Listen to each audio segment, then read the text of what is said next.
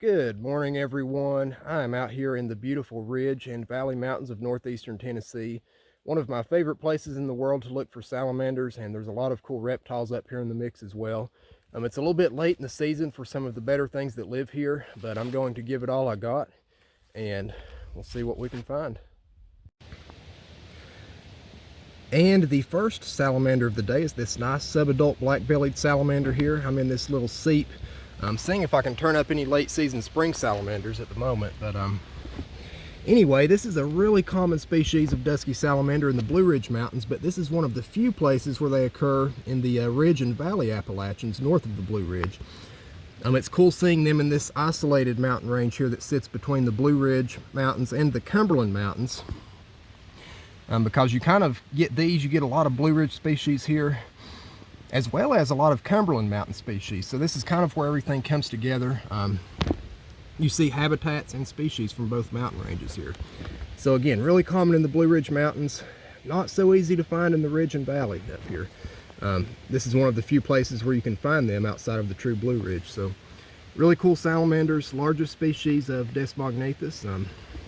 The biggest of all the dusky salamanders. They can get much larger than this. But I'm just going to let this little guy go here and keep on flipping, and we'll see if we can find some more. And under this next log, we have the two most common species of Plethodon that live here. They actually reach pretty equal numbers. Both are really abundant. This is the Eastern Red-Backed Salamander. As you can see here, the one with the orange stripe is the Eastern Red-Back. And this more gray individual is a lead-phased southern zigzag salamander. Now this is really cool because Eastern Red-Backed salamanders are more associated with the higher elevations of the Appalachians, at least in this region. In other areas of their range, they are really general and can be found just about anywhere, but here they're mainly in the larger mountain ranges. So this is actually the southwesternmost extent of the range of the Eastern Red-Backed salamanders in Tennessee, because on the opposite side of the French Broad River, you start getting into southern redbacks, which are basically the same thing, but they're very different genetically. So anyway, really cool to see them in the mix here. You don't really see them in the lowlands. And right here we have the southern zigzag salamander. This is a lead phase individual. Typically they look like this, especially in areas where they share habitat with Eastern redbacks. They typically lack the red stripe that would normally go in more of a zigzag pattern and this kind of grayish metallic color. So yeah, lead phase southern zigzag. I think the redback went under here somewhere, under the leaf litter. Right here it is. But anyway, I'm just going to leave these two to it here. Next salamander of the day is this really tiny juvenile northern red salamander here. As you can see, this one is really orange. They start out like this right after they go through metamorphosis and can stay pretty orange until they get to be adults. And as they become adults, that color changes to a darker red, hence their name. This one is actually almost a metamorph. If you look closely, you can see where the gills were right here. These little black specks almost now on each side of this little guy's neck here. So this little one has not been out on land long, but really awesome salamanders. We have been seeing a lot of these in Georgia, so I'm not going to spend too much time here, but always cool to see. Nice little northern red salamander. I'm just going to put this little guy back under its log here. And right here we have one more Eastern Red-Backed salamander. This is a really nice one here. Looks like these guys are going to be everywhere today, which is a good sign. It actually means it's still early enough in the season to get some of our big targets for the day. So yeah, after a certain point I will quit filming these because it looks like they're going to be everywhere. But really beautiful one here, nice big adult, really vibrant stripe. That's the way I like them. Awesome to see, especially in this region. I'm just going to put this guy's log back here and we'll see what else we can find.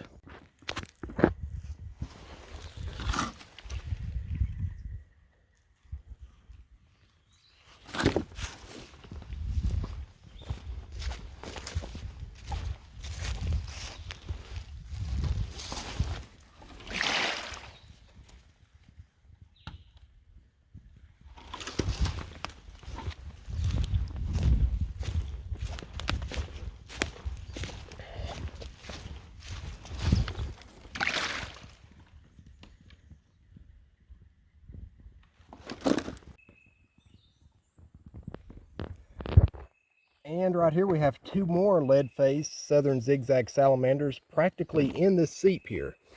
What are you guys trying to be, Plethodon websteri? It's a little early in the year to be getting closer to water here for moisture, so anyway, I'm going to keep working these seeps here. As you can see, we have some nice sandy seeps and spring runs all around here, and we're going to see if we can find us some good looking pseudotriton here in a bit. And right here we have a Eastern Red-Backed Salamander, but this one is lacking the red pigment in its stripe. As you can see, it's almost a whitish coloration. I guess there's a little bit of orange trying to show through, but yeah, really cool. I've seen some up here that are completely white. This one just seems to be a little bit dull, but when they're that color morph, I actually call them whitebacks. So pretty cool. Not sure what does that. There's other areas of the range where that color variation is actually pretty common, but you don't see too much of it up here. So I'm just going to leave this little guy to it here, and we'll keep on flipping and see if we can find something else. Right here is a quick look at some of the habitat that I have been in all day. I have basically been working these montane seeps and sphagnum bogs here. This is excellent habitat for mud salamanders, but the problem is a lot of these don't have surface water this time of the year. They're starting to dry up, and even though there was a temperature drop and some rain the other day, it's looking like I got up here just a little bit too late to find any mud salamanders on the surface. But yeah, here's the incredible habitat I've been in all day. This is also great habitat for four-toed salamanders. As you can see, there's lots of moss and things like that, but I'm about out of time today, so what I'm going to do is drive into southwestern Virginia and do some herping on some private land that belongs to a friend of mine. And I know there's mud salamanders there as well, and it is late, but yeah, I'm going to head up there and try to turn the day around. All right, first find of the evening here in southwestern Virginia is this nice little juvenile eastern box turtle here. I was really surprised we didn't see any of these earlier, because I was thinking the whole day it's really good weather for them to be out, but there it is. There's some similar seeps and headwater streams here in this region as well, but hopefully some of these have some more surface water and we can find some of our targets for the day. But yeah, beautiful little eastern box turtle. We're going to keep after it and see what else we can find. All right, first salamander of the evening here in southwestern Virginia is this really nice little Ravine salamander here, Plethodon richmondi. I have actually never found these in this exact region of the ridge and valley. Most of mine have been a pretty good distance east of here, and they look a little different too. The ones here are really pretty. They kind of have this gold fleckling. These are easily confused with southern zigzag salamanders. One way you can tell them apart is Ravine salamanders typically have this more gold speckly coloration throughout. They have much longer tails on average, and they are more slender bodied, whereas zigzag salamanders are shorter and a bit stockier. Also, these salamanders have a preference for really sloped mesic woodlands, typically, hence their name, in ravines. Whereas zigzag salamanders are more of a generalist lowland species associated with the lower, drier areas of the ridge and valley. But yeah, this is a really pretty one here. It's actually been a while since I've seen a Ravine salamander. Even before I moved to Georgia, I wasn't finding too many. So I'm going to take some time and get some good pictures of this one. Really cool little species of Plethodon that lives here in this region of the Appalachians. But yeah, I'm just going to get some quick photos and keep on flipping. So under this next log here, in a pasture, we have a nice, really fat, healthy adult northern red salamander. This is in C2. It has a little burrow here, but as you can see out of the burrow, it's a good sized one, really pretty. It has the really fine spots. They're really close together, which is really typical of the northern reds. This is a true northern. A lot of the reds I've been filming in the Georgia Piedmont lately, I haven't been assigning them to a subspecies because they kind of appear to be a transitional lineage. But yeah, this one looks more like a true northern. Really big as well. Northern red salamanders are the largest of all of the red salamander subspecies. So really nice one. It's been a minute since I've seen a true northern, so I'm probably going to take some time to get some good photographs of this one here. But yeah, in a pasture, but there is groundwater just down here, so red salamanders can persist in some pretty surprising habitats as long as you have spring water. So really cool, nice big northern red salamander. Next find of the day is this beautiful adult longtail salamander here. And this one is more orange looking, but a lot of the longtail salamanders in this region of the ridge and valley are actually really vibrant, almost neon yellow. As you can see, they are really fast. In some disturbed pasture land here where you would not expect to see much salamander diversity. But again, that's the story of these headwater streams. As long as there's water underground, the surface habitat can be pretty disturbed, and you can still have a lot of diversity. As you see here, there's water seeping out of the ground. Mud salamanders will use these underground streams. Longtails, as long as they're shale, they're actually more associated with the shale-dominated knobs here in the ridge and valley, whereas cave salamanders prefer limestone. But yeah, really pretty one here. Nice, good-sized adult. This is basically the Appalachian equivalent of the three-line salamander that is primarily in the Piedmont and coastal plain. And longtails are one of my favorite Eurycia. Just a really cool, beautiful species. As you can see, they have a really long tail. The longest ones have tails that are much longer than their body, sometimes twice their size, and that's where they get their name from. You can tell these from cave salamanders because they're typically more yellow or orange. Cave salamanders are more of a pink, and also longtail salamanders typically are associated with shale habitats. They will use limestone caves sometimes, but that's more their thing. They also like sinkholes, which we seem to have some of here. So yeah, really beautiful longtail salamander. I'm just going to put this little guy back here and keep on flipping, and we'll see if we can find us a mud salamander. And right here we have another longtail salamander. This one is a much brighter yellow. Still not as pretty as they can be, but really nice. Unfortunately, the lighting here is just not doing this one justice. In my opinion, longtail salamanders in this region of the Appalachians are the prettiest Eurycia that you will see. They're actually my favorite members of that genus. A lot of people like cave salamanders. I'm big fans of them as well, but it's hard to beat a nice longtail. This one has that really long tail as well, really living up to its name. I'd still like to find one that's just that really neon yellow, because that's pretty common in these that live in this region of the ridge and valley. Longtail salamanders do like shale. As you can see, this is a really sandy area here. Pretty sandstone dominated. There are some knobs here that have a lot of shale, but this is primarily sandstone. So, and again, in a pasture here, but with these springs, they have an underground refuge where they can persist. So I'm just going to put this longtail salamander back under its log here and keep on flipping, and we will see if we can turn up a mud at the end of the day. And right here we have another red salamander. This one is ridiculously plump, super long as well, kind of dark. One of those old faded looking individuals. Honestly, this looks like a gravid female here because it is just massive. This is still in situ here, as you can see. This is as found under a log. If you look, this is basically just a cattle trampled spring here, but where there's groundwater, you will get reds. Look at that. That's one of the fattest ones I've found in a while. I've seen a lot of reds this year. As you guys have seen lately, they're basically in every one of my videos. Apparently it's not a Tristan Clark video. There's not a red salamander in it, but super fat.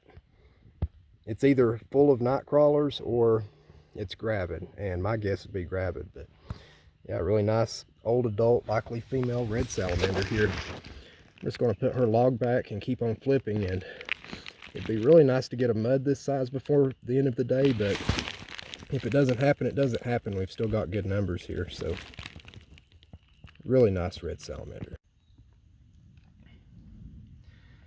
And right here we have longtail salamander number 3 for the evening. This is just about as big as they get. I have seen some with longer tails actually, but this one's pretty girthy. It has some length to it as well. I'm just going to leave this one in situ here because these get really jumpy when you start getting a hold of them. You can actually get them to slow down if you get them into climbing mode. make them think they're on a rock wall, but that takes a minute. And I'm trying to find mud salamanders here, so I'm just going to leave this long-tailed salamander to it. And right here under this log in the pasture, we have another red salamander. This is a juvenile, like a little bit older than the metamorph I had earlier in my video, really close to the beginning. As you can see, there's no remains of gill nubs or anything like that, but still that more orange coloration. Whereas the adults are more of a true red. Also notice the spots are smaller. Those will also get larger as this individual ages, but yeah, no shortage of red salamanders today. I know I see a lot of them, but never get tired of seeing them. Notice the golden iris around the eye. That's how you tell these guys apart from mud salamanders, which is the main target today, but we may not get one. There's one last spring we're going to hit, so we'll see if we can pull it off. But anyway, I'm just going to leave this little juvenile red right here under this log, and we will see what else we can find. So as you can see, I'm quickly running out of daylight to turn up a mud salamander here in the ridge and valley of southwestern Virginia. Probably not going to happen this evening, but I just pulled over here and found this nice roadside cave, so I'm going to go in here and take a quick look. Maybe we'll see some cave salamanders here around the twilight zone, and since it's basically dusk right now, looks like we have a swift right here on a nest. That's pretty cool. Too bad I don't make birding videos. Maybe I should. This is dry here so far, but this may be one of those areas where you have to go a little bit further back past the actual twilight zone, because all of this is really dry here. It'd be nice to get cave and long-tailed salamanders together, because this is just down the road from where I was earlier this evening. But right now I'm not seeing anybody in here.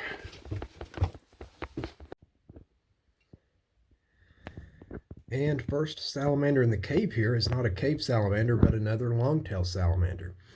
Now, I was just talking about how long-tailed salamanders are not as restricted to caves as cave salamanders are. And not necessarily just caves, but areas of limestone where there's subterranean openings. But they do still use them, as you can see here. This one is just right out on the crawl, and as you can see right here, I'm not far back in this cave. Longtails are primarily a twilight zone species. You won't see them very far back in caves. Really, the same goes for cave salamanders, but they will go further back than longtails on average. But here's a really pretty one here, nice yellow, really long tail. I'm just going to leave it out on the crawl here, and we'll see if we can find anything else. Good afternoon, everyone. It has been a day since you last seen me, and it is obviously too hot, too dry, and too late in the season for many of the nicer salamanders that live here. So with that being said, I have decided to change it up tonight. It got really hot today. It got up to about 84 for the high, so I'm on my way out to go for a little evening hike and road cruise for a few hours and see if I can find some snakes. So yeah, I'm heading southwest down through the ridge and valley to a slightly lower elevation area. So really good conditions tonight. It should be a good night of cruising. But anyway, I'm going to knock out the remainder of this drive, and we will see what we can find tonight. First snake of the night is this really nice Eastern Black Kingsnake here. It's kind of raising up. I've never had one do this. Could be the lighting on my phone here. I'm not sure why it's acting like this, but this is a really nice one. Really one of the nicer snakes you can see on a road like this. We're actually road cruising through some nice agricultural habitat here. I'm looking for mole king snakes, and typically you don't see many other snakes on roads like these because mole kings are about the only snakes that use them. But really nice Eastern Black King here. Definitely won't complain about that. Has some tiny bands on it. As you head southwest down the ridge and valley in Tennessee, they become less black and you start seeing more Eastern King influence. And they also become increasingly more common. But yeah, pretty nice. Seems to be pretty fresh out of shed. Eastern Black Kingsnake. Really nice one. Check out this belly here. It's like corn sitting stupid. Beautiful snake. But yeah, we're just going to move this snake off the road here and keep on cruising, and we'll see if we can find something else.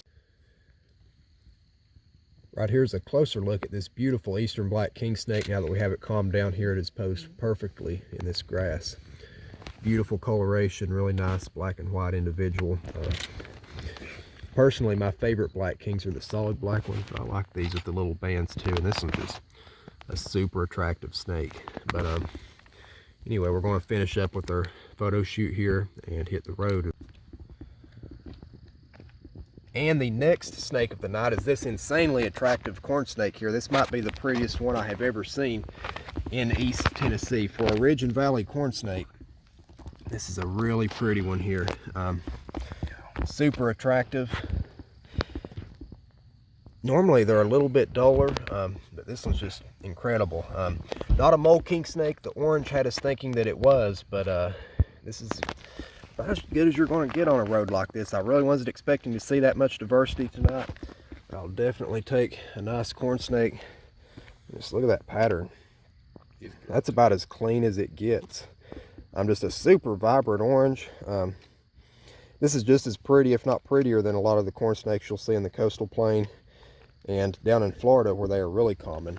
Again, this is right at the edge of the range of corn snakes in Tennessee, where they are still pretty common, and once you get northeast of here, they get increasingly harder to find, although they are still present. So yeah, we're just going to move this nice corn snake out of the road here, get some photos, and keep on cruising, and we'll see if we can find anything else.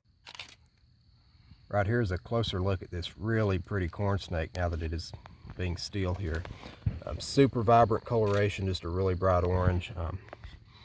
One of the prettiest snakes around here in this area of the Ridge and Valley. Really awesome to see. This is only my second corn snake of the year, and much prettier than the first that I got in the North Georgia mountains. So yeah, really can't get any better than that, but we're going to keep on cruising and see if we can find anything else.